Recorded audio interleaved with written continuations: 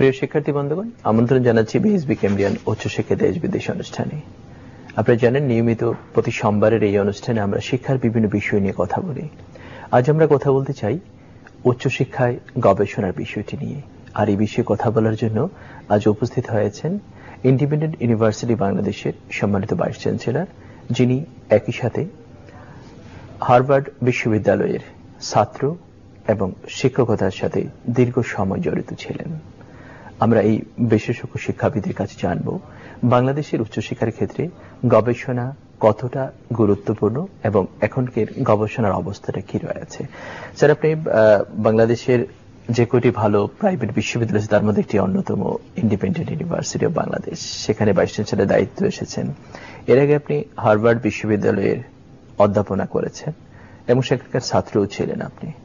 আপনার দৃষ্টিতে বর্তমানে বাংলাদেশের যে সরকারি বেসরকারি 100-র বেশি শিক্ষা প্রতিষ্ঠান রয়েছে, উচ্চশিক্ষা প্রতিষ্ঠান, বিশ্ববিদ্যালয়, সেগুলোর বর্তমানে শিক্ষা এবং গবেষণার অবস্থাটি কি আছে? ধন্যবাদ বাসা ভাই, এটা খুবই গুরুত্বপূর্ণ প্রশ্ন আর জটিল প্রশ্ন।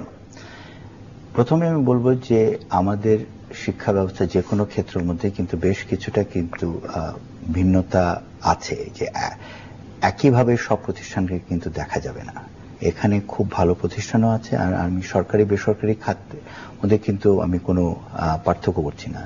আমি একত্রিতভাবে উচ্চশিক্ষার একটা ব্যাখ্যা দিতে চাচ্ছি আর কি, যে আমাদের উচ্চশিক্ষার ক্ষেত্রটা যদি আপনি চিন্তা করেন, গত 10 বছরে কিন্তু এটা অসম্ভবভাবে প্রসারিত হয়েছে।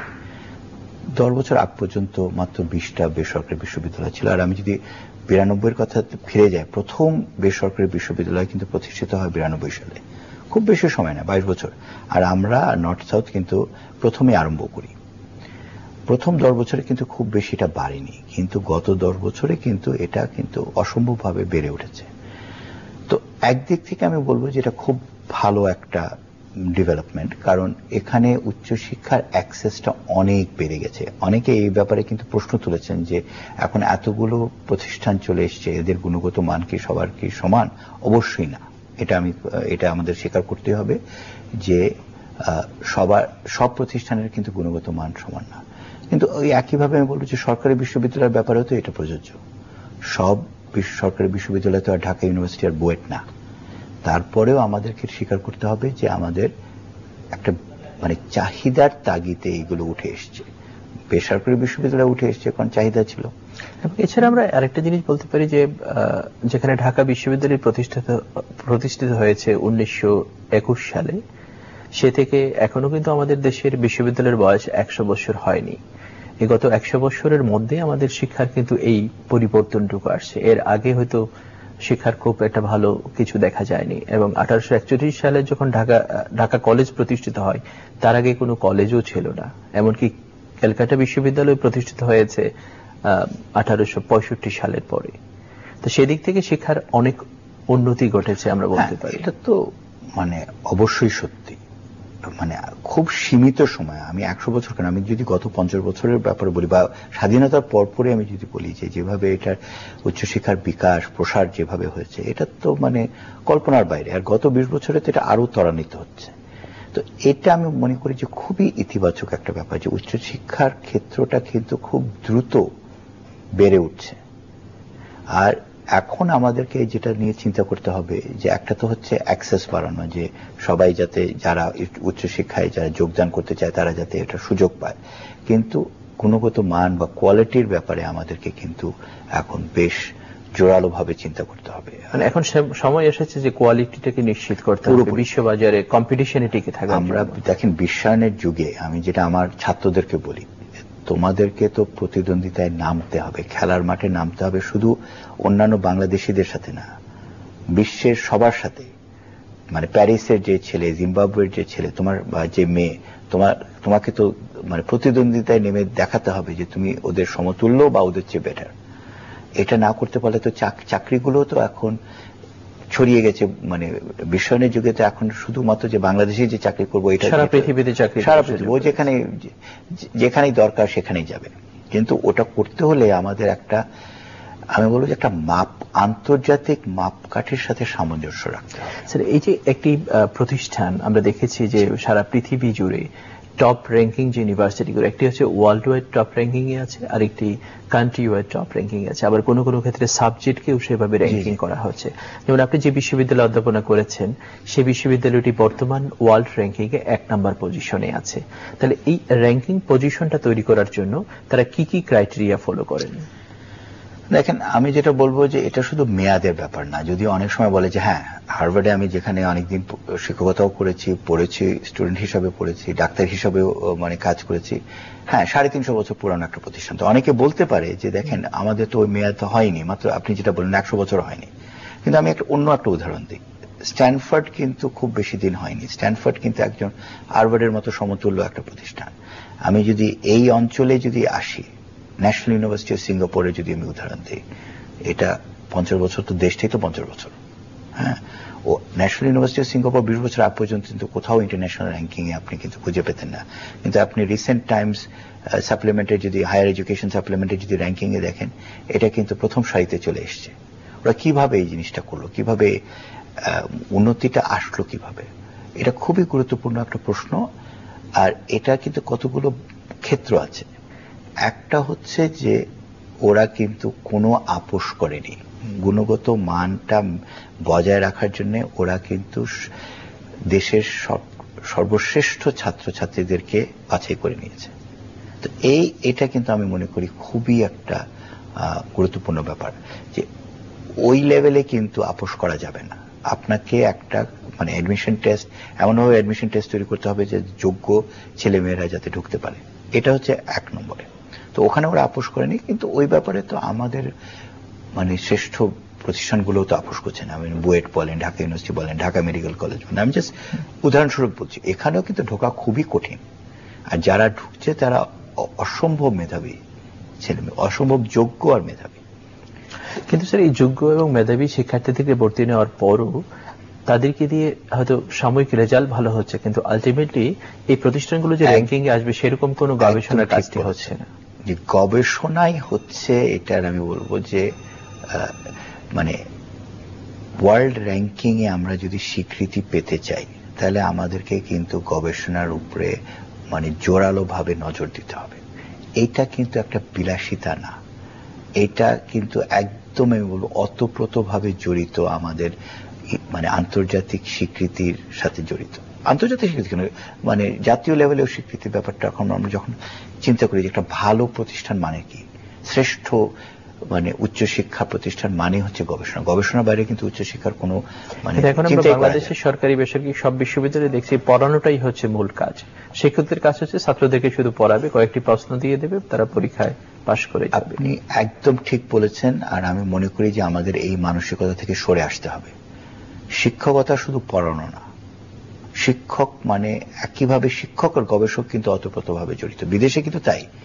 এবং আমরা বিশ্বের বহু বিশ্ববিদ্যালয়ে দেখেছি, হার্ভার্ড, এমআইটি, কেমব্রিজ, অক্সফোর্ড, এই সব জায়গায় ইন্ডাস্ট্রিগুলোর সাথে ইউনিভার্সিটির শিক্ষকদের একটা গুড আন্ডারস্ট্যান্ডিং রয়েছে, এবং তারা ইন্ডাস্ট্রিতে যেরকম যোগ্য লোক দরকার সেই লোকগুলোকে তৈরি করার কাজটাও ইউনিভার্সিটি থেকে হয়ে আসে। পাশাপাশি তাদের ইন্ডাস্ট্রিতে যে নতুন নতুন বিষয়গুলো আবিষ্কার হচ্ছে সেটাও শিক্ষক এবং তাদের সাথে অ্যাসিস্ট্যান্ট হিসেবে যে শিক্ষার্থীরা কাজ করছে তাদের দ্বারা সেগুলো তৈরি হচ্ছে। কিন্তু আমরা বাংলাদেশে এই জিনিসগুলো একেবারেই দেখতে পাই না। একেবারে দেখতে পাই না, এটা সত্যি। কিন্তু আমি খুব আশাবাদী যে এটার কিন্তু চাহিদাও বাড়ছে। আমি যেমন আমার নিজের প্রতিষ্ঠানের কথা বলি, আমরা ইদানিং যেমন ফার্মাসিউটিক্যাল ইন্ডাস্ট্রির সাথে কিন্তু একটা ডায়ালগ আরম্ভ করেছি যে আপনাদের চাহিদাগুলো কি, আমাদের কারিকুলামে আমরা যা পড়াচ্ছি এটা কি আপনাদের চাহিদাগুলোকে পূরণ করছে কিনা। তারপরে টেলিকম ইন্ডাস্ট্রির সাথে আমাদের স্কুল অফ ইঞ্জিনিয়ারিং এর কিন্তু একটা ডায়ালগ আরম্ভ হয়েছে। তা আমি মনে করি ঠিক আমাদের মতো আমার আরো অনেক প্রতিষ্ঠান আছে, তারাও কিন্তু এটা আরম্ভ করছে। এই ব্যাপারে সচেতনতা কিন্তু বেশ কিছুটা বেড়েছে। কিন্তু এখানে কিন্তু এটা তো একটা দ্বিপাক্ষিক একটা ব্যাপার, ডায়ালগ। ফোন নিয়ে নিচ্ছি। হ্যালো হ্যালো, জি বলুন, আপনার প্রশ্নটা বলুন, আমরা শুনতে পাচ্ছি। জি আসসালামু আলাইকুম। ওয়ালাইকুম সালাম। আমি ঢাকা থেকে বলছিলাম। জি, আমার একটা আসলে প্রশ্ন ছিল স্যারের কাছে। জি বলুন স্যার, শুনতে পাচ্ছেন। জি, বাংলাদেশে প্রায় 10 বছর থেকে ব্রিটিশ কাউন্সিলের মাধ্যমে এসএসসি শিক্ষাক্রমটা চালু হয়ে আসতেছে। আসলে এটা কতটুকু যুক্ত বাংলাদেশের প্রেক্ষাপটে, আর এটা হচ্ছে যে বাংলাদেশের থেকে ইউকে তে বেশি প্রিফার করা হয় লোকাল ফি হিসেবে বা ওদের রেগুলেটরি বডি হিসেবে অডিটিং এর জন্য, কিন্তু বাংলাদেশের আইসিডিএ মানে কোন রকমে এদেরকে ছাড় দিচ্ছে না। একটা ব্যারিয়ারের মধ্যে আমার কাছে মনে হচ্ছে। আর অন্য দিক থেকে দেখেন আপনার ICAEW institute charter accounts of England on oil, ওইখানে তাদেরকে ম্যাক্সিমাম সাবজেক্ট এক্সামশন দিচ্ছে। তাহলে আপনারা এই দিক দিয়ে বাংলাদেশে শিক্ষা ব্যবস্থা যেভাবে ডেভেলপমেন্ট করার চিন্তা করতেছেন, ওই দিক থেকে বাংলাদেশ এই শিক্ষাক্রম গুলা থেকে পিছিয়ে আসতেছে। আজকে যদি ICDA আমাদের এখানে একটা সুযোগ দিত ACCA কে, তাহলে ইন্টারন্যাশনাল ফাইন্যান্সিয়াল রিপোর্টিং স্ট্যান্ডার্ড অনেক ডেভেলপ হইতো। আপনাকে অনেক অনেক ধন্যবাদ। খুব গুরুত্বপূর্ণ একটি প্রশ্ন করেছেন। আমরা আশা করি স্যার হয়তো আরো বিস্তারিত বলবেন, কিন্তু বাস্তবতা হচ্ছে যে বাংলাদেশে যারা সিএ করছেন তারা যে প্যাটার্নে করে আসছেন দীর্ঘদিন থেকে, আর এসএসসি তে অক্সফোর্ড বুক ইউনিভার্সিটি যে কারিকুলামটা প্রণয়ন করেছে সেটি সারা বিশ্বব্যাপী বিস্তৃতি ঘটেছে এবং সারা পৃথিবীতে এই ছেলেমেয়েরা এই কারিকুলামে পড়াশোনা করছে। বর্তমানে বাংলাদেশেও সেটি করছে। তবে আমরা উল্লেখ করে আপনাকে বলতে পারি যে গত 31শে মে বাংলাদেশ সরকার এবং শিক্ষা মন্ত্রণালয় যে ক্রস বর্ডার হায়ার এডুকেশনের আনুষ্ঠানিক অনুমতি দিয়েছে বাংলাদেশে বিদেশি বিশ্ববিদ্যালয় প্রোগ্রাম শুরু করা যাবে। এরপরে অবশ্যই বাংলাদেশের সকল প্রতিষ্ঠান এই লেভেলের ছাত্রদেরকে অ্যাকসেপ্ট করে নেবে এবং তখনই আমাদের দেশের এই উন্নত যে শিক্ষা ব্যবস্থা, সেই ব্যবস্থার সাথে বাংলাদেশের শিক্ষা ব্যবস্থা পাশাপাশি চলতে পারবে এবং আগামী দিনে এডএক্সেল কিংবা অন্যান্য যে অ্যাওয়ার্ডিং বডিগুলো আছে ইন্টারন্যাশনালি, তারা সবাই বাংলাদেশে কিন্তু প্রোগ্রাম রান করতে পারবে। বিদেশের বিভিন্ন ইউনিভার্সিটি বাংলাদেশে ক্যাম্পাস করতে পারবে, স্টাডি সেন্টার প্রতিষ্ঠিত করতে পারবে এবং এটি হয়তো আপনারা লক্ষ্য করবেন যে আগামী সেপ্টেম্বর মাস থেকেই ব্যাপকভাবে বাংলাদেশে চলে আসবে। আমরা আশা করি আপনার এই সবগুলো প্রশ্নের জবাবই সেপ্টেম্বরের মধ্যে আপনার কাছে চলে আসবে। স্যার, আমরা যে কথাগুলো বলছিলাম যে বাংলাদেশের শিক্ষা প্রতিষ্ঠানগুলো গবেষণার দিক থেকে পিছিয়ে আছে অনেক, কিন্তু ওয়ার্ল্ডের বড় বড় বিশ্ববিদ্যালয়গুলো তারা কিন্তু গবেষণার মাধ্যমে অনেক দূরে এগিয়ে আসছে। আমরা দেখেছি বাংলাদেশের সরকারি বেসরকারি বিশ্ববিদ্যালয় গবেষণার বাজেট খুবই নগণ্য এবং আমরা জানিয়েছি যে বাংলাদেশের একটি সরকারি অনেক বড় বিশ্ববিদ্যালয়, সেখানে বিসি মহোদয়ের ইয়ারলি বাজেট যা আছে তার চেয়ে অনেক কম দিয়েছে গবেষণার বাজেট। তা এরকম যদি হয় তাহলে কি আদৌ আমরা এই উন্নত বিশ্বের কাতারে যেতে পারবো? অবশ্যই না।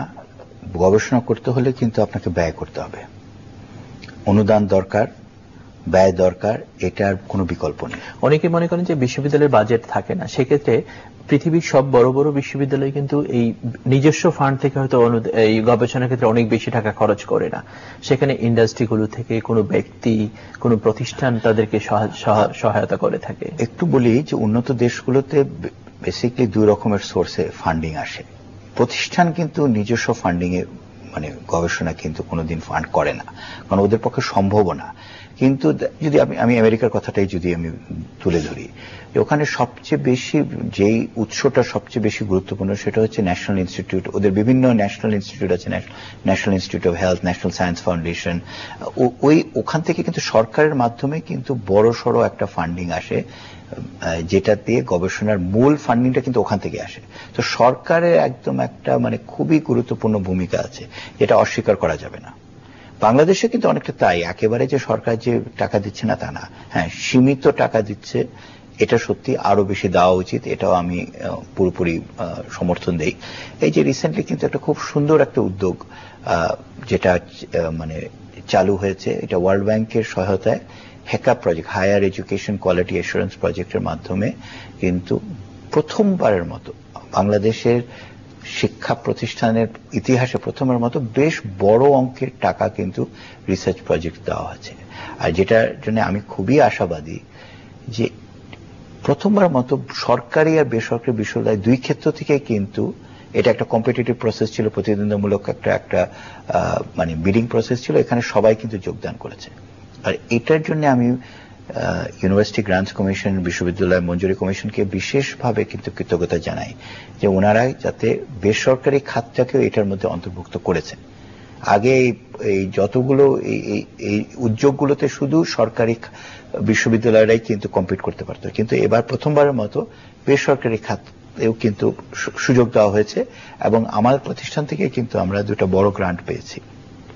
এটা দেখেন একরকমের স্বীকৃতি, একটা কম্পিটিটিভ একটা প্রসেসের মধ্যে দিয়ে সবাইকে একই জায়গায় রেখে। এই অনুদানগুলো দিয়ে স্যার কোন কোন বিষয়ে আপনারা গবেষণা করবেন?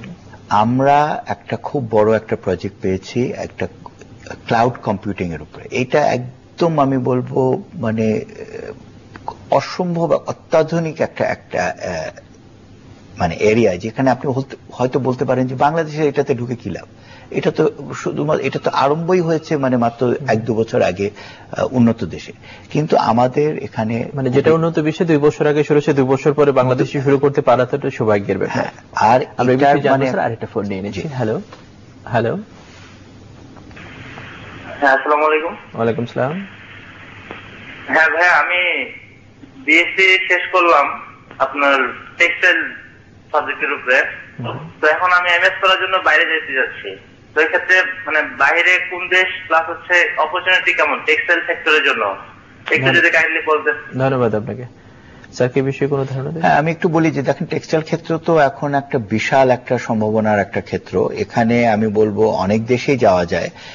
আর আমি জানি যে বাংলাদেশও কিন্তু যে মাস্টার্স লেভেলে টেক্সটাইলের উপরে কিন্তু কাজটা আরম্ভ হয়েছে। বেশ কয়েকটা বিশ্ববিদ্যালয় কিন্তু এখন মাস্টার্স কোর্সও আরম্ভ করেছে, আরো আরম্ভ করা হবে। আমরাও আমাদের প্রতিষ্ঠান থেকে কিন্তু এই ক্ষেত্রে কিন্তু আরো মানে আমরা নতুন প্রোগ্রাম আরম্ভ করতে চাচ্ছি। এটা অবশ্যই একটা খুবই গুরুত্বপূর্ণ সেক্টর বাংলাদেশের জন্য, আর এখানে যোগ্য লোকের আমাদের অসম্ভব অভাব আছে, আর এটা আমাদের তৈরি করতে হবে।